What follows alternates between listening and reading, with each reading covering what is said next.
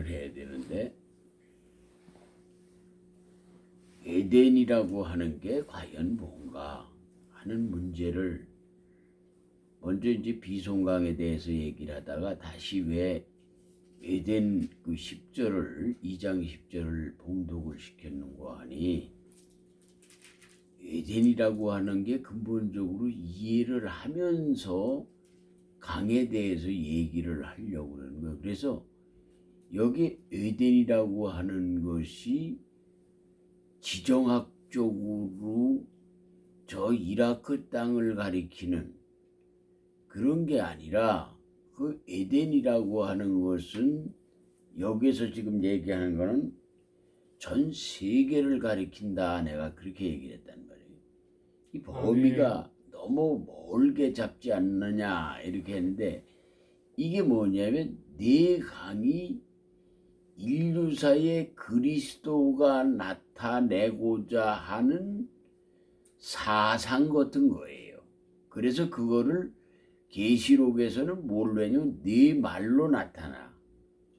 네 말이라고 하는 것은 왜냐면 그게 네 말이 뭐냐면 빛을 얘기하는 거거든.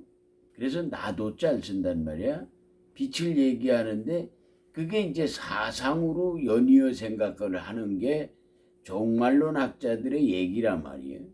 그러면 이 1도, 2도, 3도, 4도 하는 문제는 이게 뭐냐면 그 강줄기를 따라서 흐르는 물이 이 자연의 이치에 하늘에 가장 가까운 모형인 거예요. 그래서 물이 모형이란 말이야. 그 무한의 모형을 유기적으로 볼 수 있는 게 물밖에 없어요. 물은 어떤 특징을 가지고 있느냐면 그릇에 흘러갈 때는 그 낮은 곳에 모여서 흘러가지만 담길 때는 그릇의 모양에 따라서 달라지는 거예요. 그와 마찬가지로 예를 들어서 우리 집사람은 우리 집사람 대로의 그 인간의 그 그릇에 맞게 그냥 당겨지는 거야. 그 이상도 이하도 안 돼. 다 각자가 쥐어진 그 그릇만큼에 당겨지는 게서 물이라고 하는 것은 모양이 특정하게 있는 게 아니라 그릇에 따라서 모양이 바뀌어지는 거예요. 그래서 사람이 약간 모자르는 사람은 모자른 대로, 넉넉한 사람은 넉넉한 대로의 그 그릇에 맞게 쓰여진다 이 말이에요. 그래서 그게 74억이라고 하는 인구가 살면 74억의 그릇마다 토기자기가 빚어놓은 그 그릇마다 모양이 다 다르듯이 그렇게 시작하는 것이 에덴이에요. 그러면 이 에덴이라고 하는 것을 마치 한 어떤 동산이라고 생각한다고 하는 그 개념이 아주 우스꽝스럽다. 그러나 여기에는 기록을 내가 그래서 왜 자꾸 이게 한문을 읽어주느냐 하면은 내가 이것저것 다 찾아봤단 말이야. 여기 이게 한문이 잡아 유하 종 이딘 이게 유출래 예? 자윤 나원자란 말이야. 이게 무슨 말이냐면 어떤 이런 이 동산을 얘기한 게 아니라 이것을 무엇을 얘기하냐면 한 사람이 그 세상에 사는 이치를 모형론적으로 이렇게 지금 기록을 해놨단 말이에요. 근데 이거를 사람들이 자꾸 이걸 강줄기로 생각한단 말이에요. 근데 여기에 그 강줄기를 지금 얘기하는 것 같지만은 그 속에는 새로운 인간의 마음의 강을 지금 얘기하고자 한단 말이에요. 마음에 흐르는 그 심도를 지금 가르쳐 주고자 하는 그런 얘기가 여기에 있단 말이에요. 그래서 여기에 종날이 분의 사도라고 그랬단 말이에요. 그래서 이게 무슨 말이냐면 이게 뭐냐면 네 도가 흐른다 이거지. 그래서 이게 세상의 모든 인류사에 네 도가 있단 말이에요. 그래서 네 도가 흘러가는 것을 이제 먼저 비손강은 내가 얘기를 했잖아요. 비손강이 뭐라 그랬어요? 변하지 않는 원도가 있어. 그러니까 그 에덴강에서 흐르는 하나의 강이 네 강으로 나눠지는데 그 네 강으로 나눠지는 것 가운데 첫째는 변하지 않는 도가 있단 말이에요. 이걸 기준점으로 하는 거예요. 그런데 이제 기혼강이라고 하는 것과 히데겔이라고 하는 강과 유프라데스 강은 그러면 뭐냐 하는 문제예요. 그러면 이 얘기는 바꿔 말하면 변하지 않는 도가 정금도가 있단 말이에요. 그러면 정금도가 있으면은 그 다음은 뭘로 가겠는가 하는 문제. 그래서 여기에 뭐냐면 기혼강이 나온다는 기자가 뭐냐면 그게 터 기자에 이게 소위 말씀원변에 내천자를 쓴단 말이에요. 이건 뭐냐면 기본적인 훈도를 가리키는 길이라 이 말이에요. 도라 말이에요. 그 도를 그렇게 지금 얘기하고 있단 말이에요. 그래서 이 도를 얘기하는 게서 환요, 소위 말하면 그게 도라서 뭐냐면 사람에게 나타나는 역사성을 그렇게 얘기하고 있단 말이에요. 예. 그러니까 이걸 무엇을 얘기하나 하는 그게 중요한 거지. 무슨 강물 흘러가듯이 뭐 그런 거로 생각한다고 하면 물론 저것에 사람이 뭐 육체의 생명의 도는 물의 시작이란 말이에요. 물이 도란 말이에요. 그러나 우리의 영혼도 뭐가 있어? 그 오리지널이 내가 먼저 시간에 얘기했듯이 가리지널과 오리지널에서 얘기했단 말이에요. 영혼이 오리지널이고 육체가 가리지널인데 이게 뭐냐면 사람이 가리지날 쪽 교훈이 먼저 시작을 해. 그게 뭐냐면 율법이란 말이에요. 우리가 육체의 모양을 하나님의 형상을 따라서 만들어 놓은 이 육체가 있으려면 거기에 맞는 룰이 있어야 되기 때문에 그 도를 먼저 그러니까 사회성 가현적 도를 먼저 제시해 놨단 말이에요. 그게 구약이야. 근데 원래는 영혼이 뭐야? 오리지널인데 오리지널보다는 가리지널의 법도가 먼저 들어오니까 결국 지금도 모든 목사들의 설교는 가리지널 사회학을 하고 있다 이 말이에요. 예? 사회학. 이게 무슨 말이냐면 사람의 사는 이치를 얘기를 자꾸 한단 말이에요. 아, 그건 공자나 소크라테스나 다 똑같은 얘기 아니야? 예? 근데 예수는 그걸 얘기하는 게 아니에요. 그래서 예수님이 늘 하시는 말이 뭐야? 내가 세상 것을 말하여도 너희가 알지 못하거늘 내가 어찌 하늘의 것을 말하겠느냐. 아멘. 이게 뭐냐면 보이지 않는 무한의 이치를 세상에 보이는 이치로 설명을 하려고 그러니까 이게 부단히 어려운데 그게 뭐냐면 성경이란 말이에요. 성경을 이렇게 읽다 보면은 그 깊은 뜻을 알지 않고는 보면은 뭐냐면 사람의 이치로 자꾸 얘기해. 그 대표적으로 이 목사님들 설교하는 거 보면 전철연설을 주장한단 말이에요. 주로 거의 80~90%가 종말론 하는 사람은 다 전철연을 주장해. 그럼 전철연을 주장한다.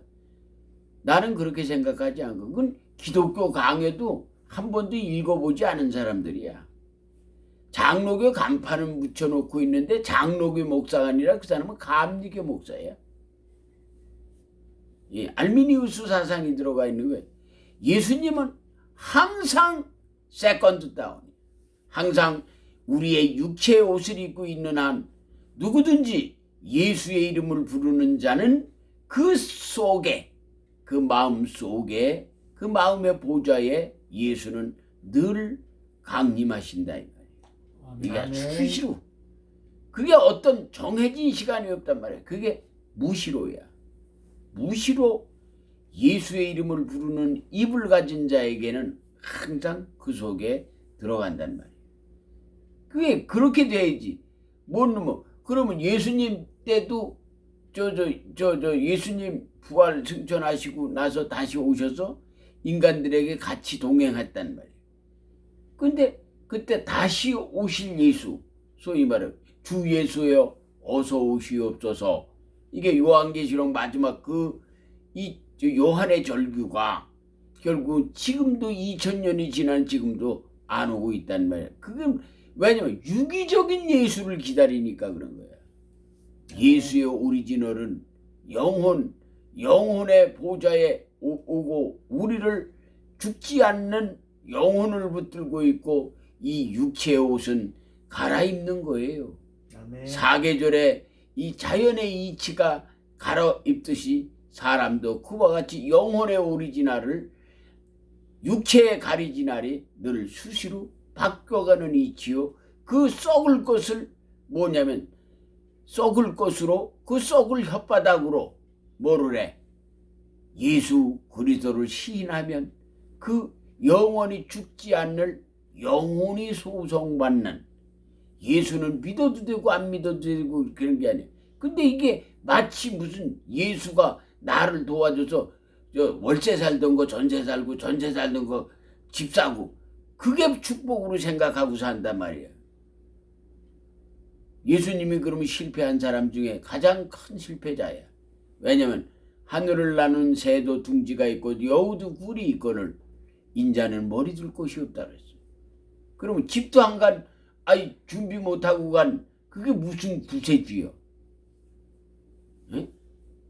유기적인 사고를 버리지 못한 이 얼간이 같은 목사들이 가이드맨, 소위 말하면 안내자인데 이게 인포메이셔너가 되는 건데 이게 가이드가 이게 잘못 여행을 가가지고 백두산 구경시킨다라고 어디 이상한 데를 데려가서 백두산이라고 그러는 거나 똑같은 얘기예요. 가이드가 잘못되면 그 관광은 망치는 거예요. 우리의 육체 옷을 입고 오는 이 땅에 뭐냐 관광으로 온 거예요. 우리는 본향으로 돌아간단 말이에요. 내가 미국에 가 살아도 미국에 가도 뭐냐면 내가 미국에 5번 갔다 왔는데 미국에 가도 다시 온단 말이에요. 원래 거꾸로 와. 집으로 와야 되는 거예요. 식구들이 있는 가족이 있는 곳으로 오듯이 우리의 영혼은 무한의 세계에 그 적을 두고 있기 때문에 유한의 이런 세계에 적을 두는 게 아니다 이 말이에요. 복의 개념이 달라. 네. 이 복을 바로 이해를 해야 되는데 자꾸 그런 쪽으로 한다. 그리고 모든 사람들이 눈으로 보는 안목적 사관의 범주를 벗어나지 못하고 그 안에서 계속 뭐를 해? 쳇바꾸 다람쥐 쳇바꾸 돌듯이 말이 계속 들어보면 계속 사회학이야. 공자님 말이나 뭐가 달라? 소크라테스 말이나 뭐가 다르냐 이 말이야. 복음에 대한 실체적 개념도 모르고 자꾸 가리지나를 중심으로 해서 하는 복음 전도하는 그런 꼬라지가 그럼 우리 김동길 박사님 같은 아주 정확하게 역사적 사례를 들어가면서 얼마나 조리 있게 말씀을 잘하느냐 말이야. 내가 존경하는 대상이란 말이야. 근데 그 양반이 뭐해? 복음의 실체를 이해하지 못하는 데서 뭐냐면 그렇지 세상적으로는 존경하는 분이란 말이야. 그러나 그 양반은 복음을 몰라. 왜냐면 예수 그리스도라는 이름만 알지 살았다는 증거는 있어 실상은 살아있는 영혼의 소성함을 받긴 했는데 그게 성장한 영혼이 아니란 말이에요. 말하자면 어른 같은 영혼이 이렇게 애기 같은 그런 그냥 어머니 품속에 있는 애기 같은 신앙이란 말이에요. 나이가 아무리 90이 되고 100살이 되면 뭐하느냐 말이에요. 신앙의 실체가 정확하지 않으면 뭐가 돼? 가리지나를 중심으로 말씀을 정확하게 하시지만 오리지널이 뭔지를 가늠 우리 김 박사님은 천국을 죽으면 간다고 생각하시는 거예요. 천국은 가고 오는 것이 아니라 내가 처소를 예비하러 가노니 가서 예비하면 다시 와서 너희도 있게 하리라 그랬어. 아멘. 그건 무슨 얘기냐면 예수가 내 안에 내가 그리스도 안에 있으면 이게 뭐냐면 초막이나 궁궐이가 내 주에 있은 것이 천국이지. 아멘. 무슨 천국이 무슨 막연하게 좌소를 옮겨가는 어떤 이런 지성소가 그런 거로 생각한단 말이에요. 예수님의 지성소는 우리의 마음밭이야. 아멘. 마음의 보좌 속에 우리 그리스도가 오셔서 우리의 영혼이 죽지 않는 그것을 지키기 위하여 천군 천사를 우리에게 늘 마음을 붙들어주는 역할을 한단 말이에요. 아멘. 예, 우리 집사람 내가 애들한테 전화해라 그러면 뭐 전화했냐고 했지. 이게 왜냐면 마귀성이 있어서 그래. 성령이 있으면 그 근심하는 마음이 생기기 때문에 어떻게라든지 애들이 와서 예배에 참석할 수 있도록 유도하는 게 그게 성령이 하는지 그걸 귀찮게 생각하면 안 된다. 그게 마성이 있으니까 성령이 역사를 못하는 거예요. 왜냐면 여기 인간의 나쁜 생각을 못 버리면은 결국은 하나님께 영광을 돌린다는 거는 공연불 같은 소리다 이 말이에요. 항상 주를 먼저 생각하고 항상 하나님이 전제하에 하나님이 무엇인가를 생각하는데 먼저 시간에 얘기했던 것처럼 하나님은 온 우주가 다 하나님 모든 세상의 이치가 하나로 묶여지는 그러한 역사성이 결국은 하나님의 본질이라고 하는 사실을 꼭 기억하시고 아멘. 예수를 바로 믿는 저와 여러분이 되실 예수님의 이름으로 간절히 축원합니다. 아멘.